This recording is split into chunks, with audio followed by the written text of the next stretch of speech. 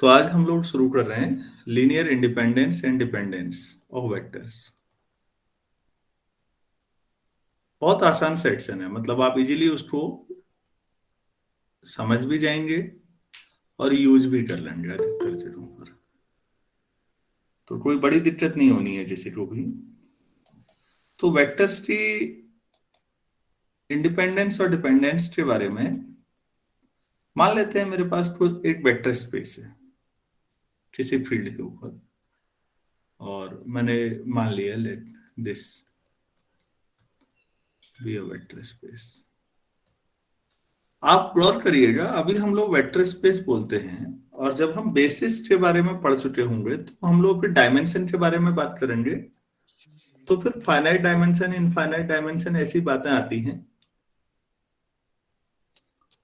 Linear algebra पढ़ते हुए हम लोग अपने आप को फाइनाइट डायमेंशन पे ही रेस्ट्रिक्ट रखेंगे, आर्बिट्रेरी डायमेंशन पे काम नहीं करेंगे।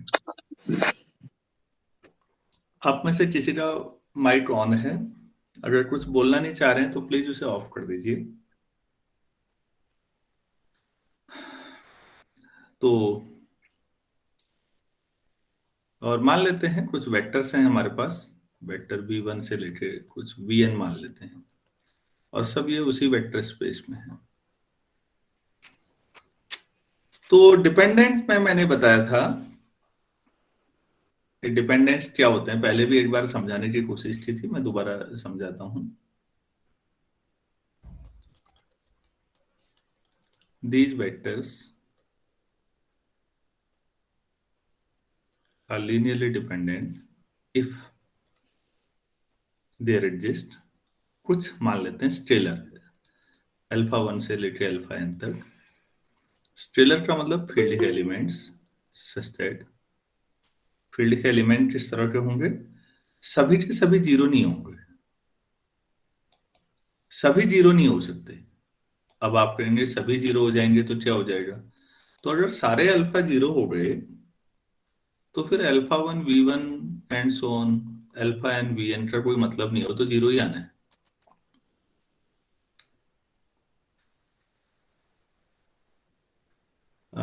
Here there exist alpha 1 alpha 2 up to alpha n belongs to f लिखा है, तो ब्रैकेट में लिखो नॉट ऑल जीरो, मतलब सब जीरो नहीं है, कुछ अल्फा जीरो हो भी सकते हैं लेकिन सारे अल्फा जीरो नहीं होंगे, क्योंकि सारे अल्फा जीरो तो ट्रिवियल केस हो गया, फिर तो आप जीरो ले ही आएंगे, इसमें क्या बड़ी बात है।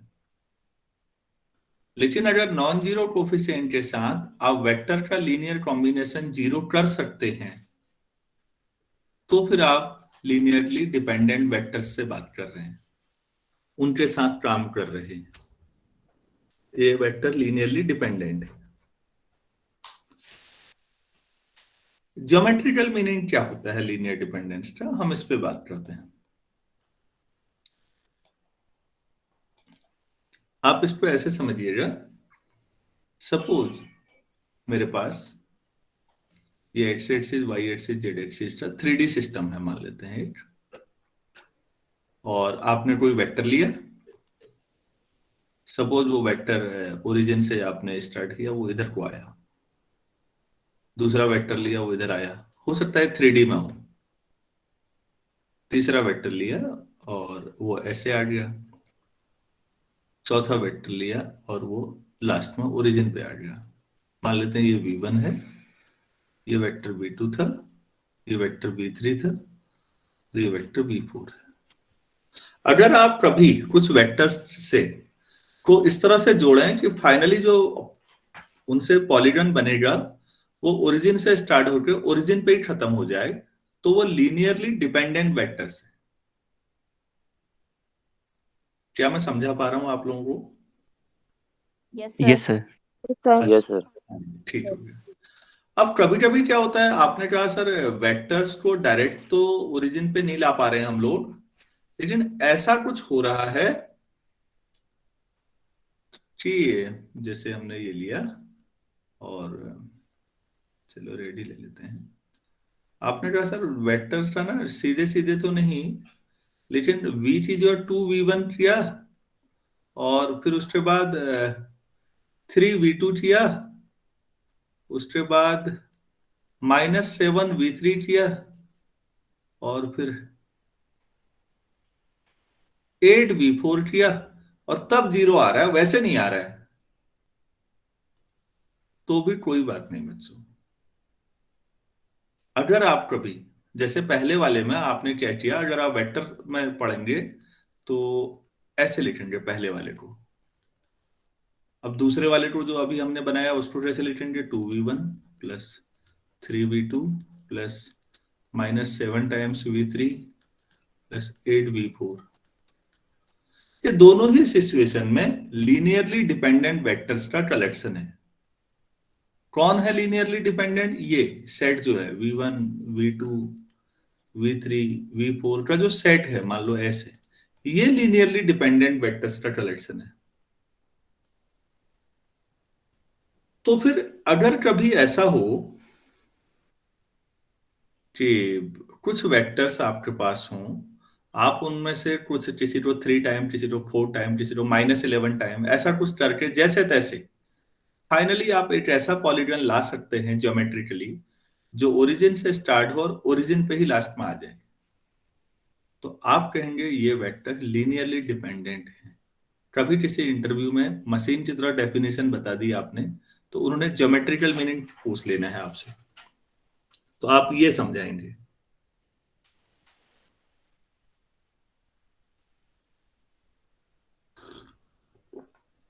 आप में से भी किसी ने नैनीताल का कुमाऊं विश्वविद्यालय का पीएचडी का भरा है कल?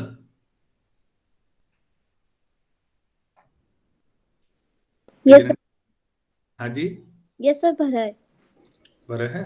तो फिर चलो ठीक है, कल क्लास वो कर देंगे, आप पेपर दे दीजिए पहले, फिर कर लेंगे उससे बाद ना। Yes sir. हाँ इसीलिए पूछ रहा था। और कितने बजे से है पेपर, कितने बजे तक? सर 11 बजे से है 1 बजे तक।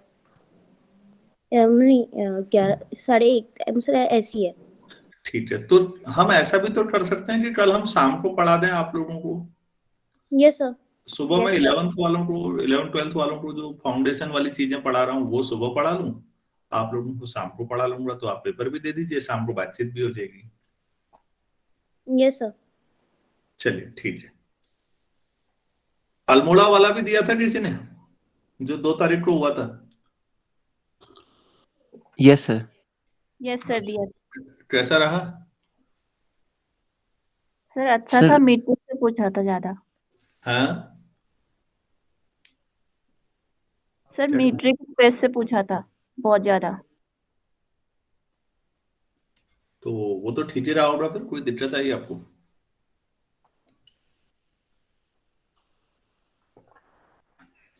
मीट्रिक स्पेस से पूछना तो आपके फेवर में गया, अगेंस्ट थोड़ी गया।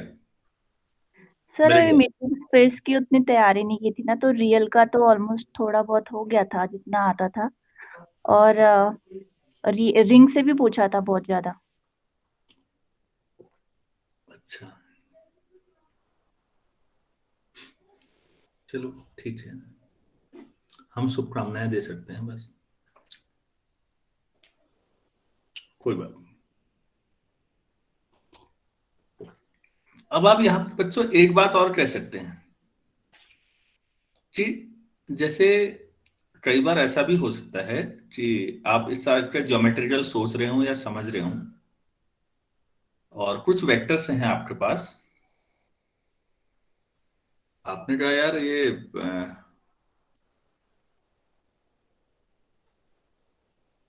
हम ऐसा कर रहे हैं, ये बना रहे हैं 7v1 और 5v2 मान लेते हैं, ऐसा कुछ हो रहा है।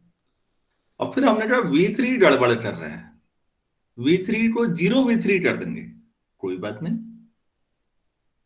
फिर आपने कहा कि 4v4 और फिर ये मान लेते हैं यहां पर आप ऐसा कुछ ले आए और v6 कर लेते हैं, चलो -11 कर दिया, चलो। तो अब आपने कहा कि हमारे पास इस केस में जो सेट था वो ऐसा था, v1 से लेकर v6 तक था, और लेकिन इस बार हमने 7v1 किया प्लस 5v2 किया प्लस 0v3 किया। v3 लाने से गड़बड़ हो रहा था, उसको 0 टाइम किया, प्लस 4v4 कर लिया, फिर v5 में भी गड़बड़ हो रही थी तो 0v5 कर लिया, -11v6 कर लिया, और अब 0 आ गया। तो अभी भी देखो बच्चों, दो कोफिशिएंट 0 हैं, बाकी तो नॉन जीरो ही है ना, तो ये कलेक्शन भी लीनियरली डिपेंडेंट कहा जाएगा। तो क्या मैं सभी बच्चों को समझा पाया लीनियरली डिपेंडेंट वेक्टर्स क्या होते हैं? Yes sir. अब एक बार डेफिनेशन को दोबारा समझना चाहिए कि क्या कहा गया था। प्योर मैथ्स पढ़ते हुए मैं हमेशा आपसे कहूंगा, कभी भी 1 या 1.5 पेज से ज्यादा या 2 पेज से ज्यादा तो किसी हालत में मत पढ़िएगा एक दिन में। लिटरेचर की तरह यहां हम इतने तेजी से चीजों की समझ नहीं बना सकते। एक दिन में 1 पेज 1.5 पेज, जब नया पढ़ रहे हो तो अपने आप पढ़ते हो तब, जब कोई पढ़ा रहा हो तब नहीं।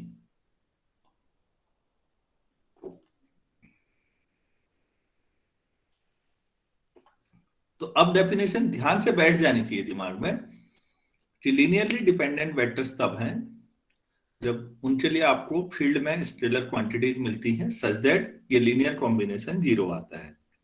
0 आता है मतलब ये आपका मीनिंग भी समझा दिया मैंने कि लीनियरली डिपेंडेंट क्या होते हैं।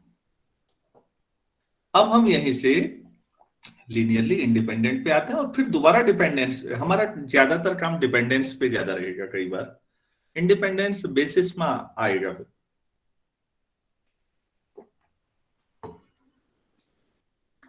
जब हम बेसिस पढ़ेंगे तो अभी डिपेंडेंस पे बहुत सारे पॉइंट्स हैं छोटे छोटे। लीनियर इंडिपेंडेंस के मामले में ये सोचिए कि अगर आप लीनियरली इंडिपेंडेंट वेक्टर्स कह रहे हैं, इफ α1 v1 से लेकर alpha N vn equal to 0 implies all alpha I equal to 0 for every I belongs to 1 2 up to n। सारे कोफिशिएंट 0 हैं तभी केवल ये हो सकता है, बाकी नहीं हो सकता है। मतलब अगर आपके पास कुछ वेक्टर्स हों और आप उन वेक्टर्स के कॉम्बिनेशन से कभी भी ओरिजिन से स्टार्ट करके वापस ओरिजिन पे नहीं आ सकते अगर, तो वो लीनियरली इंडिपेंडेंट है। ओरिजिन से स्टार्ट करके अगर आप ओरिजिन पे वापस नहीं आ सकते तो लीनियरली इंडिपेंडेंट वेक्टर्स के साथ आप खेल रहे हैं। जैसे मैं मान लेता हूं, ये ले लेता हूं आई और जे, R2 में ले रहा हूं मैं, इन R2 में,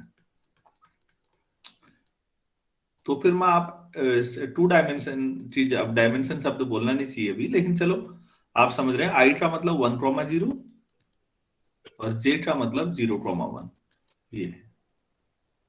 तो 2 डायमेंशन में अगर आप आई और जे में चलते हैं तो ये ऐसा होगा। तो आप ओरिजिन से चले, आपने कहा 1 यूनिट आई में और 1 यूनिट जे में।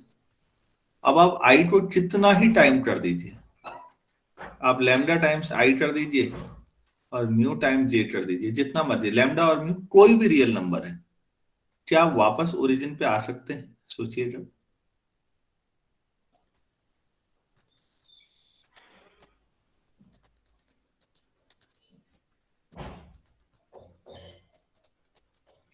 अरे भाई, आई में कितना ही टाइम लैम्डा कर दोगे, या तो आगे बढ़ जाओगे पॉजिटिव एड्स में या नेगेटिव एड्स में, और फिर म्यू टाइम जे में भी वही होगा, या तो पॉजिटिव वाई की तरफ जाओगे या नेगेटिव वाई की तरफ जाओगे।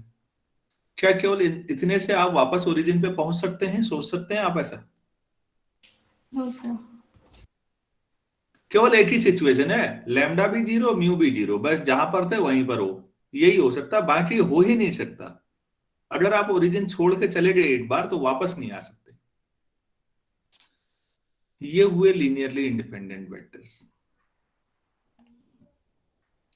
किसी बच्चे को नहीं समझ में आ रहा हो तो आप पूछिएगा कि सर हमें नहीं पल्ले पड़ रहा है, क्या बोल रहे हैं आप? अच्छा, अगर बच्चों ये 2 वेक्टर मैंने लिए और आपने देखा ये 2 वेक्टर जो मैंने लिए हैं ये आपस में क्या है, लीनियरली इंडिपेंडेंट आए, ये R2 R में आए। ये पहला एग्जांपल हमने उठाया। दूसरा एग्जाम्पल हम समझते हैं। अगर मैं vector space R3 over R ले लेता हूं और इसमें 3 वेक्टर ले लूं I J K, इतना इसलिए ले रहा हूं क्योंकि हम अधिकतर विजुअलाइज इतना ही कर भी पाते हैं। तो बच्चों ये चूंकि 3 डायमेंशन है तो यहाँ I का मतलब क्या होगा? 1 0 0। ऐसे J का मतलब 0 1 0 और K का मतलब भी आप समझ रहे होंगे 0 0 1। यहां पर भी वही सिचुएशन है। अगर आप lambda times I plus mu time J plus some mu time K equal to 0 करें, मतलब इनको लेके कॉम्बिनेशन लेके, तो आप कभी भी ओरिजिन पर नहीं पहुंच पाएंगे वापस। और अगर आप पहुंच रहे हैं तो ये केवल तभी हो सकता है जब लैम्डा भी 0 हो, म्यू भी और न्यू भी, और कोई सिचुएशन हो ही नहीं सकती, असंभव है। क्या मैं ये बात समझा पा रहा हूं आप लोगों को? Yes sir. तो फिर ये आपके पास लीनियर इंडिपेंडेंस और लीनियर डिपेंडेंस का ज्योमेट्रिकल मीनिंग समझाना ज्यादा जरूरी है। अगर आप इतना समझ रहे हैं तो बहुत ही अच्छी बात है।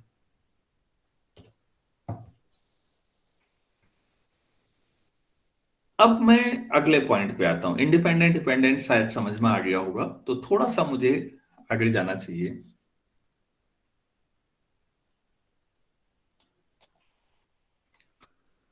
कई बार नेक्स्ट पॉइंट जो मुझे लिखाना चाहिए अब, आप यहीं पर देखिएगा। मैंने यहाँ 3 वेक्टर लिया R3 R में और वो लीनियरली इंडिपेंडेंट है, और पिछले वाले में 2 वेक्टर लिए, वो भी लीनियरली इंडिपेंडेंट है।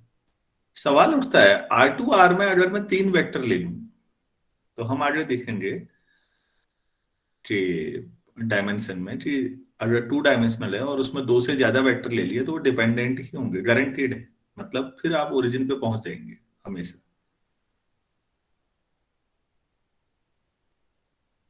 किसी, मैं फिर कह रहा हूं, तो एक तो वेक्टर स्पेस पे डिपेंडेंस है वेक्टर्स की, कि आप किस डायमेंशन में ले रहे हैं वेक्टर्स को।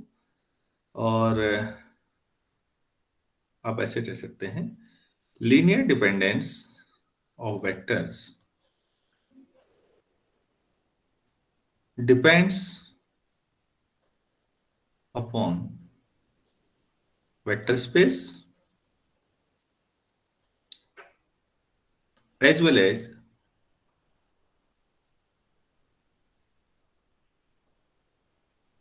on the field।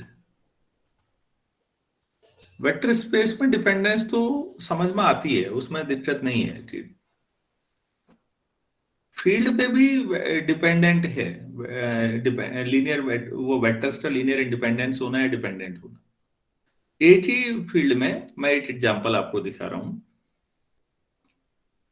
For example ऐसा ले लेते हैं, एक सेट ले लेते हैं और इसमें ना मैं 1, I ले रहा हूं इन C ओवर R।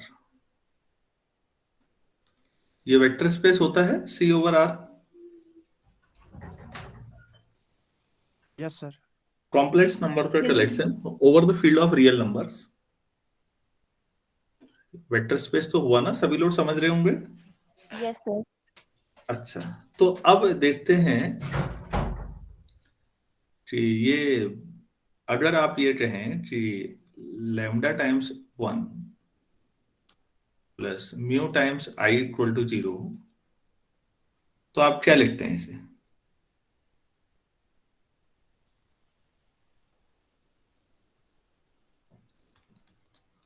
तो लैम्डा और म्यू क्या हो जाएंगे? लैम्डा भी 0 होगा और म्यू भी 0 होगा। ऐसा करते हैं या नहीं? आप इसको ऐसे समझ सकते हैं जैसे कॉम्प्लेक्स नंबर टाइप का होता है, रियल भी 0 के बराबर, 0 प्लस 0 I लिख दीजिए राइट साइड में।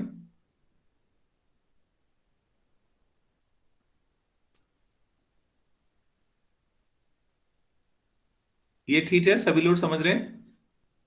Yes sir. So S contains linearly independent vectors in CR। ठीक हो गया। Now we consider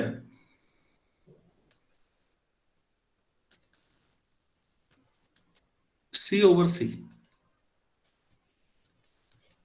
complex number का vector space over the field of complex numbering, ये भी वेक्टर स्पेस होता है। अच्छा, अब अगर आप यहाँ पर लैम्डा और म्यू कुछ ऐसा रख सकते हैं कॉम, देखिए ये आपने ये लिखा था जो स्केलर होते हैं, जो जब आपने अल्फा 1 v1 टाइप का लिखा था, डेफिनेशन पे जाइए हमेशा। ये 0 जब लिखा था तो आपने ये कहा था कि सारे अल्फा जो है वो फील्ड के एलिमेंट हैं, याद है? अरे भाई यही लिखा था ये, Yes, sir. सारे वी वेक्टर स्पेस के एलिमेंट होंगे, सारे अल्फा जो होंगे वो फील्ड के एलिमेंट होंगे। ठीक हो गया। तो फील्ड, अभी इस केस में फील्ड भी कॉम्प्लेक्स नंबर है, तो 1 और आई है ना, तो मैं ऐसा करता हूं, तो लैम्डा में माइनस आई ले लेता हूं, म्यू 1 ले लेता हूं। अब देखिए क्या हो जाएगा, आपके पास lambda into 1 plus mu into i, lambda की जो minus i into 1 plus 1 into i, तो लिया ही इस तरह से लिया है कि ये 0 आ जाएगा, और लैम्डा और म्यू नॉन जीरो है। ऊपर वाले में नहीं ले सकते थे, जो वहां रियल नंबर लेना था लैम्डा और म्यू को,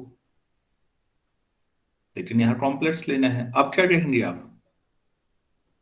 सो एस कंटेन्स, अब क्या लिखेंगे आप?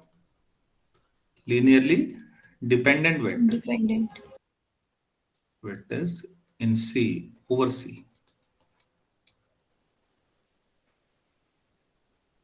तो आपने ड्रॉ किया कि जो वेक्टर्स का कलेक्शन है वो लीनियरली इंडिपेंडेंट होना एब्सोल्यूट चीज नहीं है। आप कहेंगे सर ये क्या मुसीबत है, आप एब्सोल्यूट कह रहे हैं। एब्सोल्यूट उसको कहते हैं बच्चों जो हर सिचुएशन में, हर समय, हर जगह हमेशा वैसा ही रहेगा। मतलब अगर कोई कलेक्शन है वेक्टर्स का और वो लीनियरली इंडिपेंडेंट है, अगर वो दुनिया के हर वेक्टर स्पेस में लीनियरली इंडिपेंडेंट ही बना रहेगा तो वो एब्सोल्यूट होना हुआ। मैं ये कह रहा था कि दुनिया में ऐसा कुछ एब्सोल्यूट नहीं होता, nothing is absolute except speed of light in vacuum. ऐसा स्टेटमेंट पढ़ा होगा, किस साहब ने कहा था, कोई बता सकते हैं?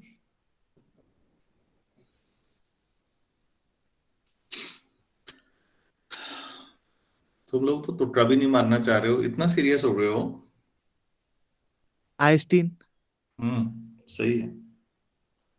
अल्बर्ट आइंस्टाइन ने कहा nothing is absolute except speed of light in vacuum. Vacuum में मतलब, अब आप कहेंगे ये स्टेटमेंट का मतलब क्या हुआ, क्या कहा जा रहा है? तो बच्चों आप एक बात बताइए, आप 10वीं क्लास से पढ़ रहे होंगे कुछ बेसिक चीजें, जैसे अगर ए जो है इधर को जा रहा है v1 वेलोसिटी से और b इधर को आ रहा है v2 वेलोसिटी से, तो velocity of A with respect to b अगर करोगे तो v1 प्लस v2 करते थे अपोजिट डायरेक्शन में, रिलेटिव वेलोसिटी। Yes sir. और अगर सेम डायरेक्शन में हो तो माइनस। ऐसा पढ़ा होगा सभी लोगों ने। अरे हाँ या ना, ऐसा पढ़ा है नहीं? Yes sir. हाँ बच्चों, ये सारी बातें ना एलिमेंट्री स्पीड पे ही सही है। लाइट की स्पीड पे ये कैसे चलेगा? एक बात बताइए, एक आदमी लाइट की स्पीड सी से चल रहा है, दूसरा उसके आगे भी, पुलिस भी सी की स्पीड से, चोर भी सी की, ये पुलिस है और ये थीफ है, चोर है, जो भी क्रिमिनल है, सी लाइट की स्पीड से चल रहे हैं दोनों। आगे चल रही है चोरों की गाड़ी, तो पुलिस वालों ने गोली चला दी तो क्या होगा? नॉर्मली गोली की जो स्पीड होती है तो 200 या 300 मीटर पर सेकंड मान लो।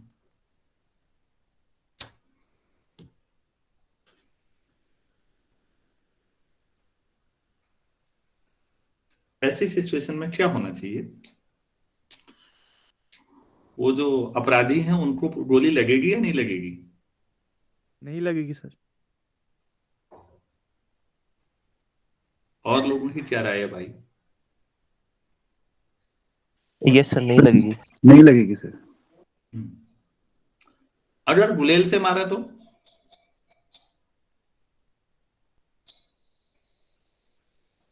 ये अपना ही चोट खाने वाले काम हो रहे हैं। समझ में आ रही है बात? Yes sir. अरे लाइट की स्पीड यार 3 लाख किलोमीटर पर सेकेंड है, कहाँ 300 मीटर की बात कर रहे हो? कहाँ से लड़नी है गोली? गोली निकलेगी पहले तो ये डाउट है। ऐसे किसी भी चीज को फेंकने की कोशिश करोगे पहले पीछे से खुद ही आ जाओगे उस स्पीड में।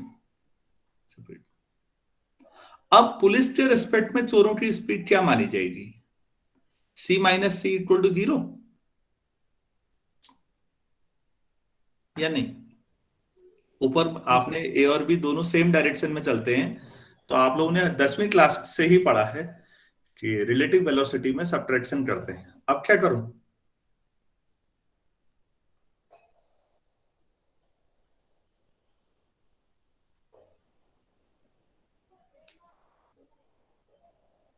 ऐसा पढ़ा नहीं पढ़ा कभी? रिलेटिविटी तो सभी का पेपर रहा है बीएससी में लास्ट में मेरे ख्याल से। आइंस्टाइन साहब ने ये जो हमारे बेसिक रिजल्ट थे इन सबको फेल कर दिया, और यहां पर आप लोगों को जो पढ़ाते हैं टीचर्स उसको कहते हैं लॉरेंस ट्रांसफॉर्मेशन। ये पढ़ा होगा आप लोगों ने। एक लंबा सा फॉर्मूला आता है लॉरेंस ट्रांसफॉर्मेशन में, और वहां पर ये हम तय करते हैं कि velocity of thief with respect to police सी ही रहेगी, चाहे पुलिस की गाड़ी ऐसे चले चोर की गाड़ी भी ऐसे चले, पुलिस की गाड़ी ऐसे चले चोर की गाड़ी ऐसे चले, पुलिस की गाड़ी ऐसे चले चोर की गाड़ी ऐसे चले। अरे कोई एंगल ले लो यार, कोई एंगल ले लीजिए, कोई डायरेक्शन ले लीजिए, दोनों अगर लाइट की स्पीड से चल रहे हैं तो फाइनल स्पीड भी सी ही आएगी। It does not depend upon the orientation. This is absolute. और आइंस्टाइन ने इसको प्रूफ किया, ऐसा नहीं कहा कि कहीं मान लो यार मेरी बात, आइंस्टाइन साहब ने प्रूफ किया है। उसने आपका जो सोचने का नजरिया था वो बदल के रख दिया है। यही धज्जियां उड़ाने वाला काम यही है कि जो आज 10वीं क्लास के बच्चे को आप पढ़ाते आ रहे हैं नीचे, वो रिलेटिविटी के साथ ये रिजल्ट भी फेल करता है। हर रिजल्ट को क्वेश्चन किया है आइंस्टाइन ने, और उसने ये साबित किया कि बहुत ज्यादा स्पीड पर, बहुत ज्यादा मतलब the speed which is comparable to the speed of light, उस स्पीड पर न्यूटन्स लॉ नहीं लगते, ये जो शुरुआती न्यूटोनियन फिजिक्स है। तो वहां पर ये एब्सोल्यूट स्पीड हुई या नहीं? फिर अब किसी में भी हो एब्सोल्यूट होना समझा पाया मैं आप लोगों को?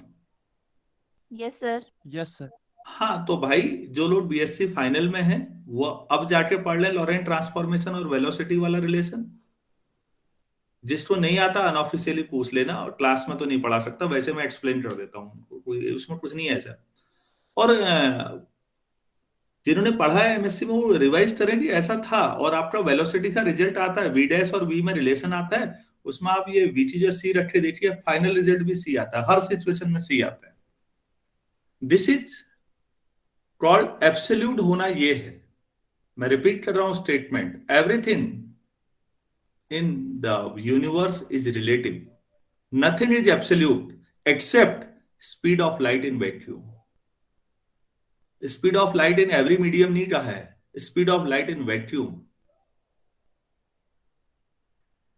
अरे लाइन समझ में आई?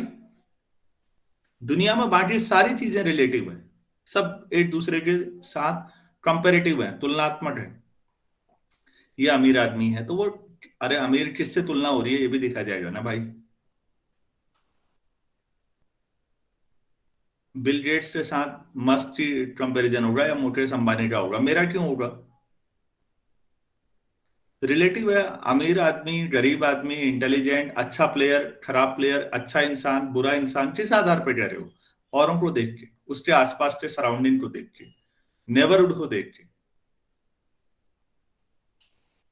लेकिन एब्सोल्यूट होने का मतलब शब्दों को समझना बहुत जरूरी होता है साइंस में, क्या हर जगह ही होता है जीवन में, अगर आप पकड़ पा रहे हैं। तो मैंने ये कहा कि लीनियर इंडिपेंडेंस या लीनियर डिपेंडेंट होना एब्सोल्यूट प्रॉपर्टी नहीं है। एब्सोल्यूट तो कुछ है ही नहीं, वो तो एक आधी चीज थी जो मैंने वैसे बताई। लीनियर इंडिपेंडेंस होना या डिपेंडेंस होना वेक्टर स्पेस पे भी डिपेंड करता है, फील्ड पे भी डिपेंड करता है।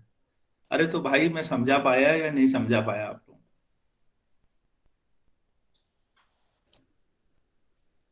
समझ आ गया सर। सबको क्लियर है ना? ठीक। Yes, Yes, sir. sir. Yes, sir. हाँ, बिल्कुल ठीक है बच्चों, अच्छी बात है।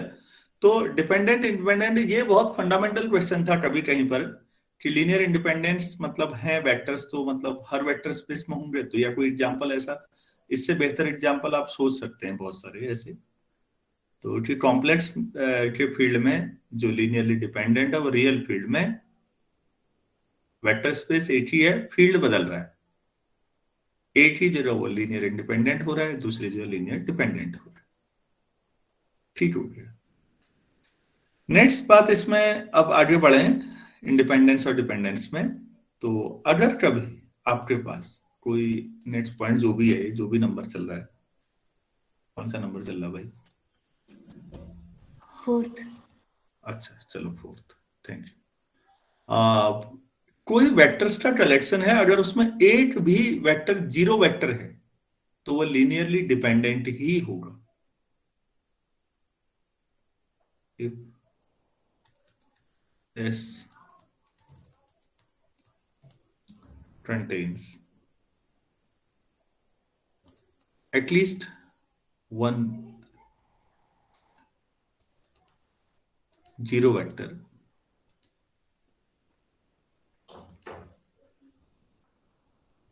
then वेक्टर्स हैं लेकिन हम सेट को कलेक्टिवली बोल देते हैं, then S is linearly dependent collection.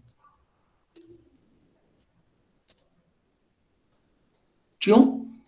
मतलब एक भी जीरो हो गया तो अब आप समझिएगा, अब वेक्टर्स को कभी मैं सिंबल बदल रहा हूँ, सॉरी V1 Vn कर देते हैं वेक्टर्स को।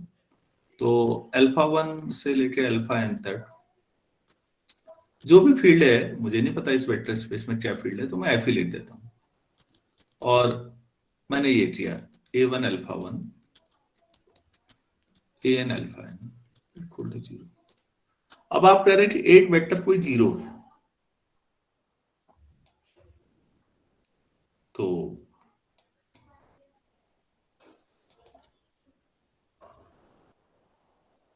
एक वेक्टर जीरो है, तो मान लेते हैं A1 α1, मैं दोबारा लिख देता हूं, अल्फा आई जो है वो जीरो वेक्टर है, तो जीरो आया ऐसा A1, सॉरी फिर वही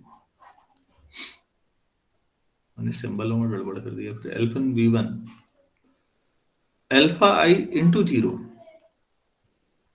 alpha N Vn equal to 0।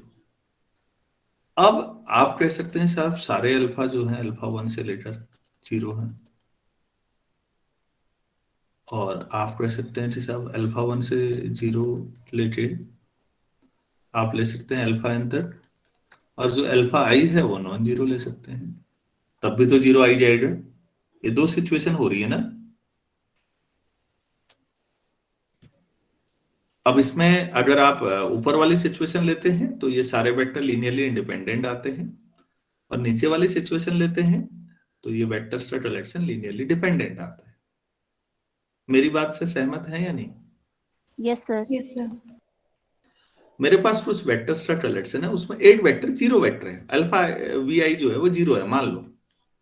अब अगर आप सारे कोफिशिएंट्स को जीरो लेते हैं तो ठीक है, ये लीनियरली इंडिपेंडेंट कलेक्शन है, तब भी जीरो ही आ जाएगा, कोई ऐसा कंट्राडिक्शन नहीं आ रहा है। लेकिन आप अल्फा आई को नॉन जीरो लेके भी और बाकी सबको जीरो लेके भी जीरो ला सकते हैं, कोई बड़ी बात नहीं।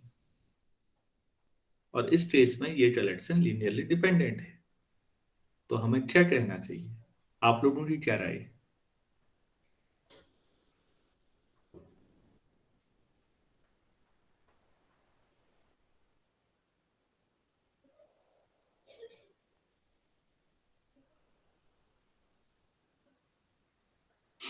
अरे बताओ यार, कुछ तो बोल दो।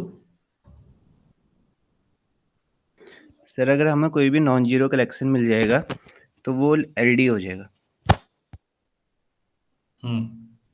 तो यहाँ पर मेरे ख्याल से आप में से ना सब अधिकतर लोगों ने जिन्होंने लीनियर अलजेब्रा एक बार पढ़ी है वो जानते हैं ये लीनियरली डिपेंडेंट कलेक्शन है। एक्सप्लेन कैसे करना चाहिए, मैं तो वो जानना चाहता सर अगर एक भी जीरो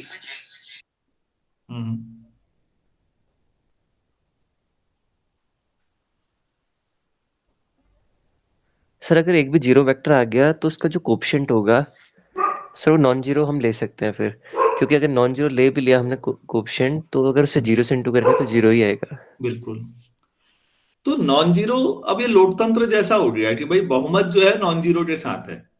जीरो तो 8 चॉइस है, नॉन जीरो अनकाउंटेबल चॉइस है ओवरऑल। आप समझ रहे हैं कि अल्फा, यस सर। नहीं मतलब आप इसको ऐसे समझिए, क्या सारे अल्फा जीरो लेके ही जीरो आना संभव है? तो आप कहेंगे नहीं साहब, अल्फा आई नॉन जीरो भी ले सकते हैं तब भी जीरो आ जाएगा। यही कहेंगे ना सारे लोग। आप उसको यस सर। समझिएगा, थीम को समझने की कोशिश कीजिए और शब्दों को भी ध्यान से। क्या सारे अल्फा नॉन जीरो होंगे, सारे अल्फा जीरो होंगे तभी ये कॉम्बिनेशन जीरो आएगा?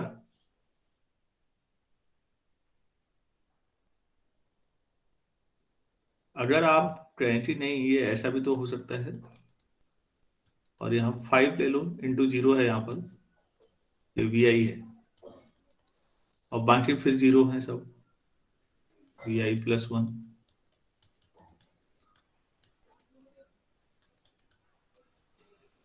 क्या सारे कोफिशिएंट नॉन जीरो ही लें तभी ये कलेक्शन जीरो आएगा?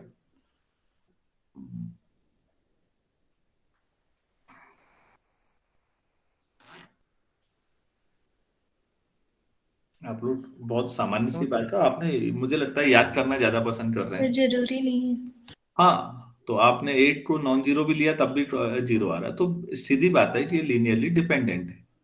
लीनियरली इंडिपेंडेंट कब है? फिर उस डेफिनेशन को एक बार और समझते हैं, ध्यान से समझिए। अगर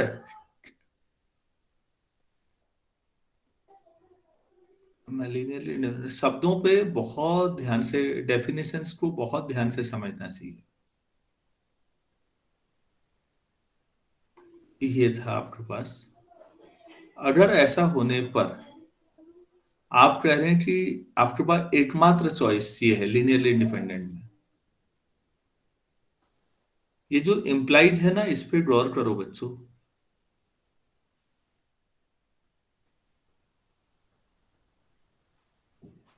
और इस पर कि कॉम्बिनेशन अगर जीरो आ रहा है तो एकमात्र चॉइस है, विच इंप्लाइज का मतलब इसके अलावा और कोई निष्कर्ष से निकाला नहीं जा सकता। यही निष्कर्ष निकलेगा कि सारे जीरो होने चाहिए,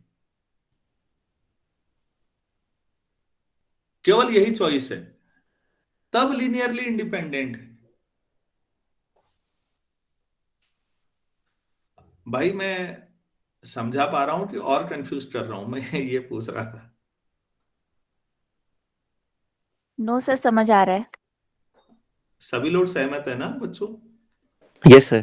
अच्छा, मैं रिपीट कर रहा हूं, क्योंकि जो सवाल मैंने पूछा है ना बच्चों, ये सवाल पूछा जा सकता है कहीं पर भी। सवाल में कोई गड़बड़ नहीं है पूछने में। आपसे पूछा जा सकता है कि यार जैसे कुछ वेक्टर्स का कलेक्शन है, ये दोनों स्टेटमेंट पॉसिबल है, ऊपर वाला भी तो पॉसिबल है, तो फिर आप ये क्यों नहीं कह रहे कि इसमें दो केस बनेंगे, ये लीनियरली इंडिपेंडेंट भी हो सकता है, डिपेंडेंट भी हो सकता है। तो आप कहेंगे सर या मैम जो भी हैं कि लीनियर इंडिपेंडेंस कब है, उस डेफिनेशन को समझो। अगर कभी वेक्टर्स का लीनियर कॉम्बिनेशन जीरो आने पर एकमात्र चॉइस ये है कि सारे अल्फा जीरो होंगे, सारे कोफिशिएंट जीरो होंगे, तब हम कहेंगे ये लीनियरली इंडिपेंडेंट है। यहां वाले में तो आप ऊपर वाली बात कह ही नहीं सकते, आप नीचे वाले से भी काम चला दे रहे हैं, तो ये लीनियरली इंडिपेंडेंट कैसे बोल सकते हो? तो क्या बोलेंगे इसे? Linearly dependent. ऑब्वियस है बस। तो अगर एक भी जीरो वेक्टर आ गया तो उसका कोफिशिएंट हम फिर ले सकते हैं ना, आपके पास चॉइस है। लीनियरली इंडिपेंडेंट की डेफिनेशन पे बार बार मैं इसीलिए कहता हूं, डेफिनेशन समझना बहुत जरूरी है, बार बार सोचते रहना भाई। इसका मतलब यह है कि कोई दूसरी चॉइस नहीं है आपके पास, सारे कोफिशिएंट जीरो होने चाहिए, केवल तभी वो लीनियरली इंडिपेंडेंट है। तो लीनियर इंडिपेंडेंस की कंडीशन ज्यादा डिफिकल्ट है, वहां एक ही चॉइस है बस।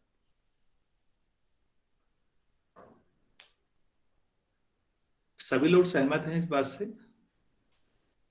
Yes sir. Yes sir. Yes sir.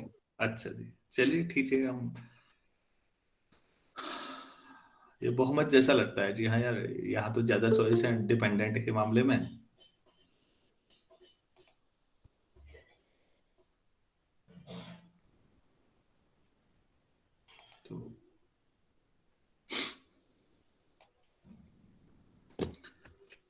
तो लीनियर इंडिपेंडेंस और डिपेंडेंस के मामले में जब भी आप क्वेश्चन शुरू करेंगे बच्चों, तो क्वेश्चंस बहुत एलिमेंट्री क्वेश्चन हर बुक में मिलेंगे आपको, और आपको लीनियर होमोजीनियस इक्वेशन की मदद से ही करना है कि ये लीनियर होमोजीनियस इक्वेशन वाला जो आप लोगों ने किया था उसी से आपको पता लग जाएगा। यहां पर अब मुझे एक दो रिजल्ट करने हैं, लेकिन मैं उसे आज नहीं करूंगा। पहला ये है, ध्यान से देखिएगा, इनको मैं नेक्स्ट क्लास में करना पसंद करूंगा। अगर मेरे पास एक कलेक्शन है जिसमें दो वेक्टर हैं v1 v2 are linearly dependent, then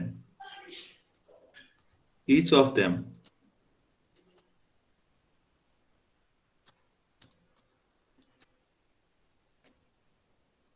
is a scalar multiple of other.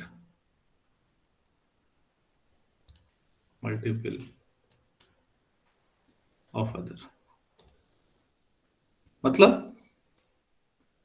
अगर आप α1 v1 plus α2 v2 equal to 0 कर रहे हैं तो, और लीनियरली डिपेंडेंट हैं, तो दोनों अल्फा 0 नहीं हो सकते ना, ये तो क्लियर है? Yes sir. ठीक है, तो आप कहेंगे यहाँ पर बोथ α1 α2 कांट बी 0, दोनों 0 नहीं हो सकते। अगर आप कहते हैं कि α1 नॉन जीरो है, तो फिर α1 का इनवर्स फील्ड में एडजस्ट करेगा। तो अगर आप उससे ऑपरेट करते हैं α1 इनवर्स से, α1 v1 plus α2 v2 equal to α1 inverse into 0, तो यहां से आपके पास v1 equal to some constant time v2 आ जाएगा या नहीं? क्यों भाई? Yes sir.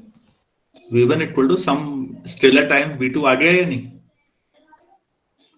तो v1 is scalar multiple times v2 है ना? सभी लोग सहमत हैं? Yes sir.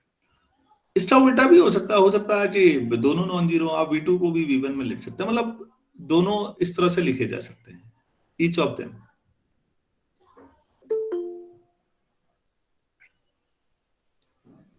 ये लीनियरली डिपेंडेंट हैं, तो इस तरह का आप एक सोच सकते हैं कि अगर लीनियरली डिपेंडेंट हैं तो आप बताइए दोनों coefficient,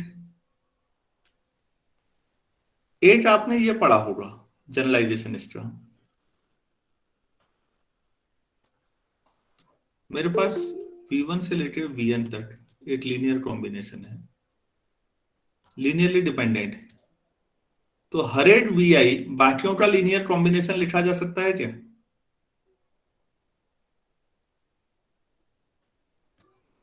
Then for every vi equal to this times v1 plus and so on, बाकियों का लीनियर कॉम्बिनेशन हर एक vi को लिखा जा सकता है या नहीं? Yes sir.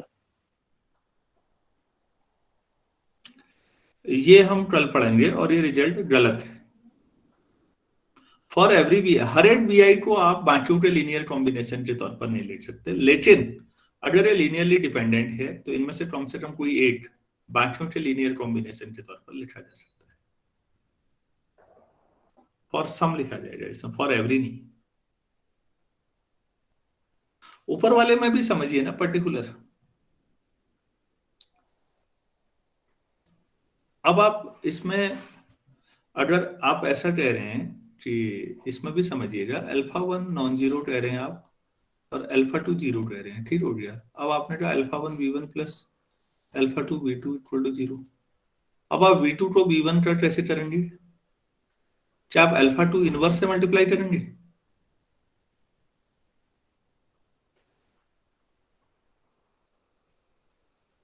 मुझे इस लाइन, hello, V2 equal to some scalar time V1 कैसे आएगा?